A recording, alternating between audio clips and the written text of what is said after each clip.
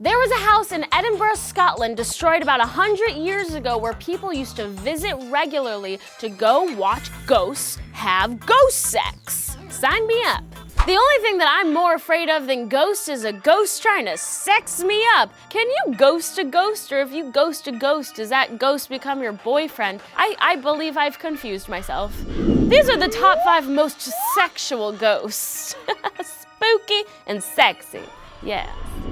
Number 5, the Radiant Boy. This one might be weird to start off with because it's not sexy sex in a sex way, but this ghost is full on naked, so that is sexual. Yeah. It's a child, I'm sorry. For those who don't know, a radiant boy is not your vivacious tap dancing cousin. I mean, it definitely is, but it's also a term used to describe a small ghost boy who died before the age of 12 and who was murdered by his mother. There are an unfortunate number of radiant boy sightings, but the one we're going to talk about took place in the late 1700s. Captain Stewart, who would later become the second Marquis of Londonderry, which I've heard is very important, while in Ireland for a hunting trip, was confronted with some pretty shit weather. He found an old stately manor and decided to take refuge from the rain. I guess squatting in other people's homes in 1700s Ireland was a common occurrence because all of the rooms were filled and Captain Stewart had to sleep in a cold room with no furniture. In the middle of the night, Captain Stewart was awoken by a beautiful naked boy. His words, definitely not mine. In the morning, when the captain woke up, he asked everybody in the lodging who placed this naked boy in his room, and everybody was like, I got no naked boys, and don't tell anybody that I do. Finally, after much interrogation, the house servant admitted that he put Captain Stewart in what was called the boys' room. The story of this naked child spirit is that whomever lays eyes on this tiny nude boy would rise to the highest ranks of power in his community, but then die a violent death. He would return to England and become a very powerful statesman, and then, in a fit of self-fulfilling prophecy, slit his own damn throat. Haha, Radiant Boy strikes again. That's the name of my memoir. Number 4, Paddys Backyard. This is the story of sweet Paddy Morgan, who bought a lovely old home in 1969 New Zealand. The old house in the fields of Hobbitland came with an outhouse, which, if you don't know, is an outside shitter. When Paddy moved into the house, she decided she preferred pooping inside and started to convert the outhouse into a garden shed. As soon as she started construction on the poop coffin, she was awoken one night by rummaging in her backyard. Paddy opened her window to see what all the ruckus was about, which, by the way, is insane. If you hear a noise, you get the hammer that you've been hiding under your pillow for circumstances like this, you run to your closet and you call your mother. Paddy opened the window to find a man with pants around his ankles. Ew. Paddy then put her head out of the window and yelled a deep, "Excuse you?" to which the man pulled up his pantaloons and scurried away. The pantless old dude would return to Paddy's backyard and pick through her garbage every single night. Just like a man, you say, "Hey, sure, I'll get coffee with you," and the next second he's jerking off in the passenger seat of your Honda Civic. Right, ladies? After watching him toot his horn for a little bit, Paddy woke up her boyfriend Greg to go confront the guy. Greg ran outside, but alas, nobody to be seen. The man just disappeared. Paddy was understandably spooked by this situation and built a 6-foot-tall fence around her entire property the very next day. But lo and behold, the masturbating man was back the very next night, now taunting Paddy by masturbating, making eye contact with her, and grinning. That's bad. Once again, Paddy called Greg over, and once again, Greg saw nothing. Greg, starting to think Paddy was going a little cuckoo for nutty nuts, decided to stake out the property by placing cameras on the second floor of her home facing the backyard so they could catch this meat beater. When the man appeared to Paddy, she told Greg, but he saw absolutely nothing. And the camera captured absolutely nothing. The whole old man masturbating thing really threw a wrench in Paddys Backyard remodel plan, so she and Greg decided to get back on track and visit their local gardening store to pick up some tools. Paddie and Greg started chatting with the store owner about their home, and when they told him their address, he said, "Oh, that's so nice that you moved in here now and not a year ago," because the old owner had a real problem with their next door neighbor. He would always come around their backyard, pick through their garbage, and masturbate in front of them. Sound familiar? The store owner went on to say, "Don't worry, you're safe though. That guy died 6 months ago." That's one way to get haunted. Number 3, the ghost whorehouse of Scotland. There was a house in Edinburgh, Scotland, destroyed about 100 years ago where people used to visit regularly to go watch ghosts have ghost sex. Sign me up. Little background on the house. This house was owned by Major Thomas Weir and his sister Grizel way back in the mid-1600s. Well, there's no easy way to say this, so I'm just gonna come out and say it. Thomas and Grizel, they banged. Major Thomas, more like Major Creep, am I right? Finally admitted to the sex acts when he turned 69. Okay, but not only did he admit to having sex with his sister, yuck, he also admitted to making pacts with the devil and having sex with dead people. I've spoken in length about people who like to do things with dead people. You can check out that video because I'm not going to talk any more about it. Too gross. Grizel also admitted to making pacts with the devil so she could spin yarn faster. Out of all the things to sell your soul for, you picked yarn. You could have been Beyonce.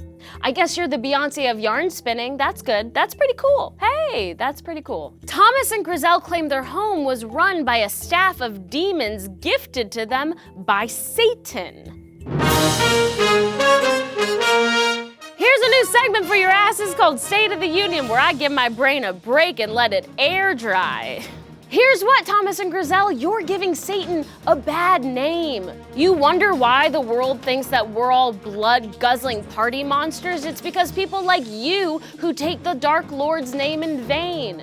We're not about incest and blood and dead body boning. We're about peace and love and individuality, opposition and respect, the right to offend. That is the mark of a Satanist, not you, Thomas Weir.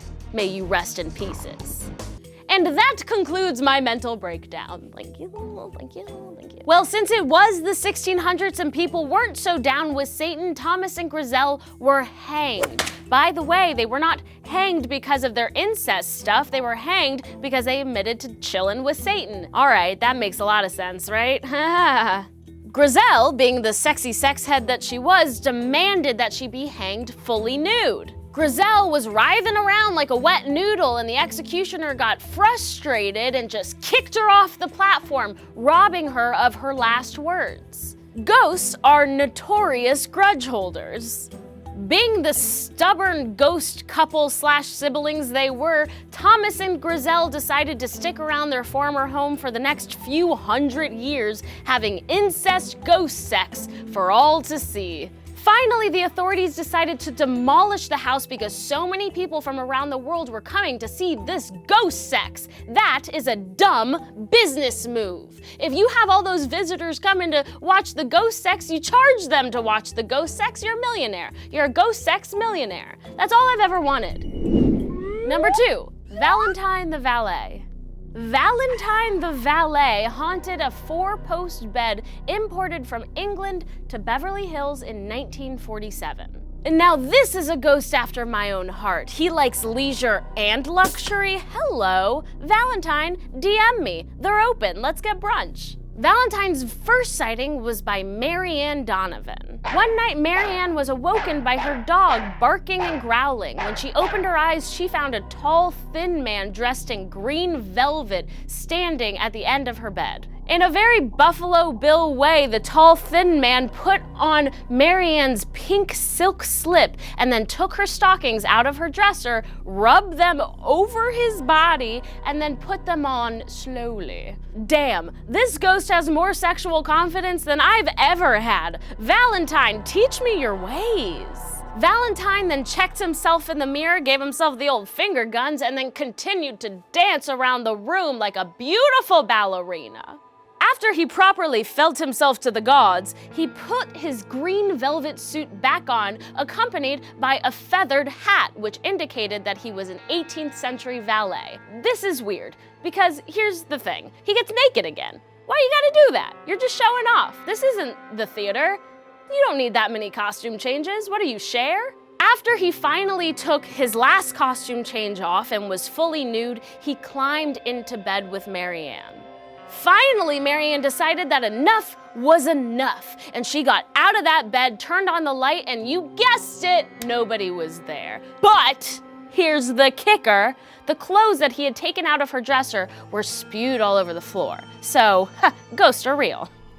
Fact. Number 1, the Hell Club. I don't know how deep into history class y'all are, but turns out our ancestors are real horn dogs. From the orgies of ancient Egypt to the orgies of ancient Greece to the orgies of 18th century Glasgow, turns out teamwork does indeed make the peen work. There was an 18th century boys club called the Hell Club, not to be confused with Hellfire Club, which is a very dope faction of rappers. The Hell Club were a group of boys that would get together with some frisky ladies and have orgies every single night.